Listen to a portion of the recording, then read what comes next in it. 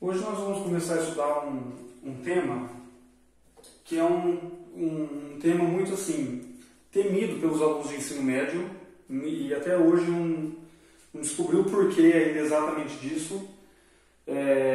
Talvez porque o pessoal acha muito difícil, ou talvez também a gente tem que ver o outro lado, talvez da forma que é ensinado esse assunto. Mas o fato é que logaritmo é um tema como qualquer outro da matemática, e garanto que se você prestar atenção nas aulas e resolver exercício, que é o principal de tudo, você não vai ter problema para aprender a calcular um logaritmo e depois também a trabalhar com as propriedades que essa função tem. Que na verdade a gente vai estudar aqui a fundo mesmo a função logarítmica. Mas para isso nós vamos antes relembrar como se calcula o logaritmo de um número e algumas propriedades operacionais também vão nos ajudar bastante nisso, né? A gente pode olhar o logaritmo como sendo também uma função, como eu já disse, né? Mas também como sendo a operação inversa da potenciação, né? Só que a potenciação ela tem dois tipos. Às vezes a incógnita está na base e às vezes a incógnita está no expoente. Inclusive foi o tema do nosso assunto das aulas passadas, função exponencial e a resolução de equação em equações exponenciais, né? E você viu que não tem muita dificuldade, né? Desde que a gente consiga igualar as bases, nós podemos cancelar as bases e aí a gente resolve a equação tranquilamente, ou a inequação também. Lembrando que na inequação, lá no caso da exponencial, a base que determinava se você trocava ou não o sinal da desigualdade. Será que no logaritmo também é a base do logaritmo? Né? Então nós vamos deixar isso bem claro nessa aula, como que a gente faz esse tipo de coisa. Certo? Olha, o que é o logaritmo? Logaritmo é um número. É um nome que você dá para um número que goza de uma certa propriedade, né? E aí a gente tem que fazer uma outra pergunta. Será que todo número admite um logaritmo? A gente vai ver que não, né? Então, vamos começar falando sobre o que é o logaritmo. Olha, o logaritmo é o nome que você dá para um número que eu chamei de x aqui a princípio, que satisfaz uma condição. Qual é a condição? Para x ser o logaritmo do número a na base b, então olha como que a gente lê isso. Logaritmo de a na base b, ou log de a na base b, certo? Então, para x ser logaritmo de a na base b, o que tem que acontecer com ele? Quando você pegar o b, que é a base, e elevar a esse número x, tem que dar o a. Ou seja, o logaritmo de a na base b nada mais é que um número tal que b elevado a ele resulta no número a, né? Primeira coisa é que o a não pode ser negativo, certo? E olha o tipo de coisa que você tem que fazer para determinar o logaritmo de um número em uma certa base. Você tem que resolver uma equação exponencial. Vocês entenderam? Então, essa equação exponencial, quando o b e o a combinarem, no sentido de você poder escrever um na base do outro, essa conta aqui é muito fácil, né? Nós aprendemos a fazer já nas aulas passadas. Agora, e quando eu não consigo escrever essa base em função dessa ou vice-versa, né? Então, e tem uma outra forma de você analisar isso, talvez com um pouco mais assim de sutilidade, né? Olha só, se você tem b elevado a x igual a a e você quer isolar o x, que conta que você faz? Aqui o logaritmo, o x já está isolado. Tá vendo?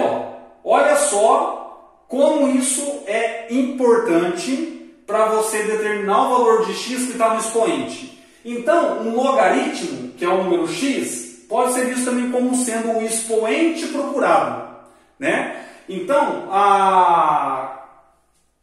o a não pode ser negativo, e nem o zero. certo? O A tem que ser positivo. Por quê? Porque aqui é uma exponencial. Uma exponencial é sempre positiva. Lembra das aulas passadas? Então esse A também tem que ser um número positivo. O B é a base de uma exponencial. Olha, então o B, ou ele está entre 0 e 1, ou ele é maior que 1. Lembra lá da base da exponencial? Né? Então, o nome disso aqui é condição de existência para o logaritmo. Certo? Então, o logaritmo só existe se o A e o B satisfazem essas duas propriedades. Certo? Então, existe log de todo número? Não, só de número positivo. Eu estou falando dos números reais. Tá? Lá em números complexos, para quem já aprendeu, existe logaritmo de número negativo. Está definido. Do zero não existe, mesmo lá em números complexos. A base não pode ser negativa, não pode ser 0 e não pode ser 1. Né? E eu já tinha falado sobre isso nas aulas de função exponencial. Depois você dá uma olhadinha lá, caso você não lembre. Certo? Vamos dar nome aqui. O B é chamado de base do logaritmo. Né? Percebam que o logaritmo está estritamente relacionado à sua base. Se você trocou a base, troca o logaritmo. Daqui a pouco nós vamos ver uns exemplos. O A é chamado de logaritmando. Certo? O A é chamado de logaritmando. E o X, que é o resultado disso, é chamado de logaritmo. Então, o que tem que ter muito claro é que procurar o logaritmo de A na base B é encontrar um número que B elevado a ele dá A. Vamos fazer um exemplo. Olha, tem alguns que dá para a gente fazer de cabeça. Né? Log de 16 na base 4 é um número tal que 4 elevado a ele dá 16. Que número que é esse? 2. Então, olha, perceba como a base tem muita importância aqui. Se você colocar a base 3, por exemplo, aqui já não é o 2, né? 3 elevado a quem para dar 16, por exemplo? Se você troca a base por 3 aqui. 3 elevado a quem para dar 16? Não é uma tarefa muito fácil. É um número irracional. Log de 81 na base 3. 3 elevado a 4 para dar 81. Quem tem dificuldade, só fazendo o dedo, né? Ó. 3, 9, 27, 81. Certo? Log de meio na base 2. Ou seja, 2 elevado a quem para dar meio? Meio é o inverso do 2. Então, 2 elevado a menos 1 dá meio. E log de 64 na base 2. 2 elevado a quem para dar 64? Vamos lá. Ó. 2, 4, 8, 16, 32, 64. Então, 6. Certo? Também é comum, quem tem muita dificuldade, fatorar o 64 para ver a potência, né, de 2 que está relacionada ali. Então, vocês viram que não tem muito segredo calcular o logaritmo. Certo? É só você determinar um número tal que a base elevado a ele dá o logaritmando. Né? Um outro exemplo. Ó. Essa condição de existência ela é muito importante para nós. Por quê? Porque olha só o que a gente consegue determinar com ela.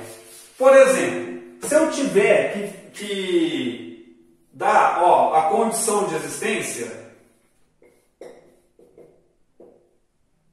do log de x² menos 4x mais 3 na base 5. Né? Então, em outras palavras, o que eu estou perguntando aqui? Quais são os valores de x que fazem com que esse logaritmo esteja definido? Olha, a gente tem que então aplicar a condição de existência, certo? Aonde eu tenho variável aqui? Eu tenho variável no logaritmando. Então eu sei que o meu logaritmando, que é x² menos 4x mais 3, tem que ser maior que 0. Né? Para esse log existir, o logaritmando tem que ser maior que 0. Isso daqui é uma inequação do segundo grau que eu resolvo facilmente pelo gráfico. Olha, dois números que somados dá 4 e multiplicados dá 3, 1 e 3 estão no gráfico da função, está desse lado. É uma parábola com concavidade para cima passando no 1 e no 3. Né? Se eu estudar o sinal, como aqui a parábola está para cima do eixo x, positiva, como aqui ela está para baixo do eixo x, ela é negativa, né? E aqui nas raízes ela é o zero. Então, eu estou querendo onde ela é maior que zero. Onde ela é maior que zero? Para trás do 1 e para frente do 3. Ou seja, a condição de existência para esse logaritmo aqui, ó, é o seguinte. Ó, vou chamar de C o conjunto, que é a condição de existência. Né? É todo x real, tal que o x é menor que 1, ou o x é maior que 3. Certo? Daria para eu ter dado essa condição de outra forma. Ó. Como? Do menos infinito até o 1, com o x para fora porque o infinito é símbolo e o 1 não entra no conjunto, né? Porque é só maior e não é igual a zero. Né? União com 3 até mais infinito. Esses dois conjuntos aqui representam a mesma coisa, tá bom?